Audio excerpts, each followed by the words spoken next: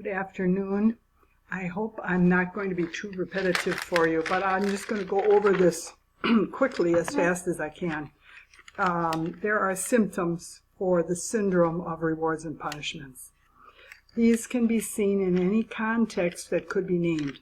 However, the person analyzing the patterns would have to understand the context well in order to really see the artificial manipulations and their consequences, and distinguish between the rewards and punishment or artificial and organic activities.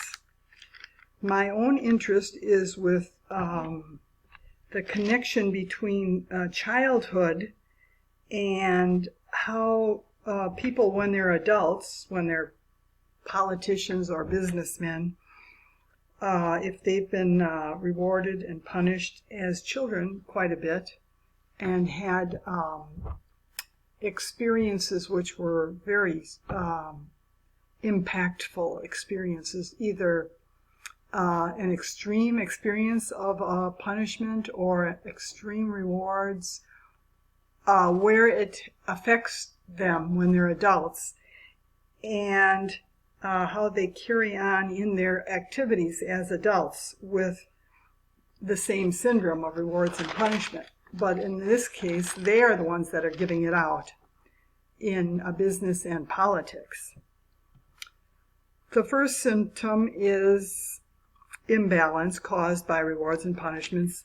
Those rewarded or punished tend to overdo one thing, whatever is rewarded, leaving an imbalance because other necessary things are neglected.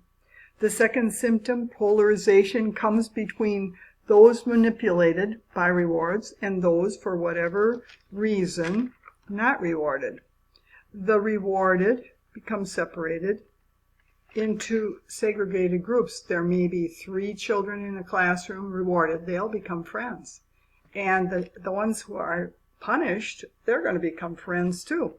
This leads to the next symptom, which is they become integrated. When they get together, they're friends. We call that integration, and they're segregated from each other. So there is a new segregation and new integration caused by this artificial rewards or punishments. Another consequence, or artificial consequence, is the exaggerated uniformity caused by people's doing whatever is rewarded. Some of the symptoms of the syndrome set forth by rewards and punishments. No, forget that. Okay. The most complex organization we know of is the human community. The love existing in communities, human communities, is our deepest need. The syndrome on Earth. The syndrome begun by the use of rewards and punishments gives precedence to the less complex organisms over and against the more complex, ultimately disrespecting the most complex when they must pay the price of the rewards toward the less complex organisms. Among those involved in the rewards and punishment syndrome,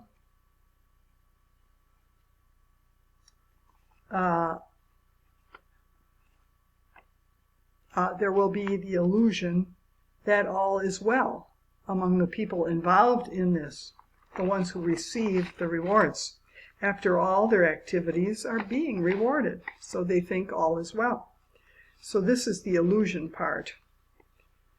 The rewards and punishments have the effect of blinding those involved to the organic realities.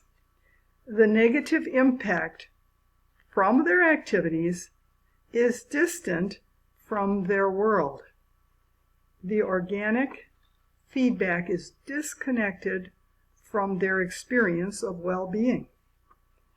And they can be in denial of the negative effects of what they're doing because of that. The context I will use for the phenomenon I am describing is that of drug addiction. Its internal syndrome and what happens due to drugs can be a metaphor or allegory for what happens in other contexts. Perhaps people think of illicit drugs as rewards. From their childhood experience of being rewarded with candy or dessert, they may have substituted liquor or drugs as adults.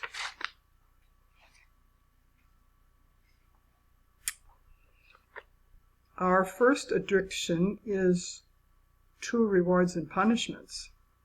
These rewards and punishments would have first been given out, perhaps by our parents, or could be given out by other caretakers. However, in the present, when we are adults, the way our addictive syndromes become societal syndromes is through rewards and punishments. We reward or punish others, thereby bringing them into the reward and punishment syndrome. As the secondary and tertiary consequences of the artificial manipulations of rewards and punishments progress, it becomes more and more difficult to follow the individual instances. Instead, we see patterns of artificial syndromes within organic systems with their symptoms. When certain goods, people, or activities are regularly rewarded in a widespread area, other connected things or activities tend to be rewarded in a tag-along way. For example, if oil, the use of oil is being rewarded, well, also the use of cars will be rewarded in a tag-along way. Anything connected with oil might be rewarded, such as plastic. The use of plastic, which comes from oil, that would tend to be rewarded. That's what I mean by this. Okay, these items are rewarded over other equally or more complex items in a misplaced priority sometimes. You might give a car precedence over a human being. You might say, oh, that car should have a nice parking space, which costs $10,000 to make. And yet we have homeless people. There's an example of a misplaced priority. As people who are able become aware of rewards involved in activities, people or goods, they tend to join in, each seeking and getting his own rewards, regardless of the negative effects which grow exponentially as more and more people, goods, and activities are involved at a faster and faster rate. So they're all in the illusion, oh, I'm getting rewarded, a well-being takes over. Instead of thinking, look at those bad results back there, people are noticing their own rewards, if that's the way they were trained as children. Some people may have been trained in a better way, where they're shown, now this is what you're doing now, that's why you don't do it. But many children are trained with too many rewards and punishments, so they don't see beyond their own rewards and punishments. They get into a sense, an illusion. Excess is another symptom of the rewards and punishments syndrome, as is shown in what I was just talking about. As they get more and more rewards and more people are involved, they see, oh, that's how you get the reward, okay, I'll do that too, and pretty soon it becomes excessive. Whatever is being rewarded is causing an excess, such as when they gave away, they subsidized water in California. So an excess of water started being used. A lot of farmers went out there. That's what they wanted. And they took that water, and they still, the last I heard, which was actually some years ago, But it was way too late, though. They were still subsidizing that water. And what an excess of dryness it turned out to be.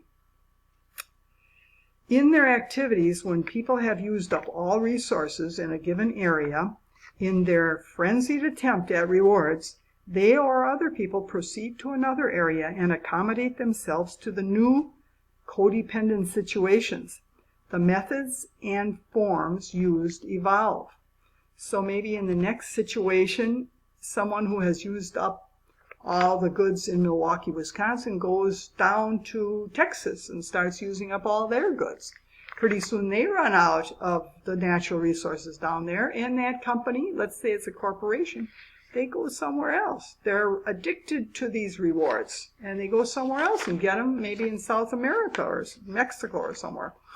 As the secondary, and I think I read that before. Okay. Can I read a little bit more? As the areas are used up, depleting more and more environmental and human resources, and new evolving expansions take place, whole societies are affected and beyond their borders until the whole of planet Earth is in question in this suicidal escalation. When rewards and punishments are being given out, it causes people to feel constrained and not able to do as they see fit. And those rewarded tend to be seen as better than those who are punished. And so the symptom, another symptom, loss of freedom and equality. Okay, I'll finish it right there today, and thank you for listening.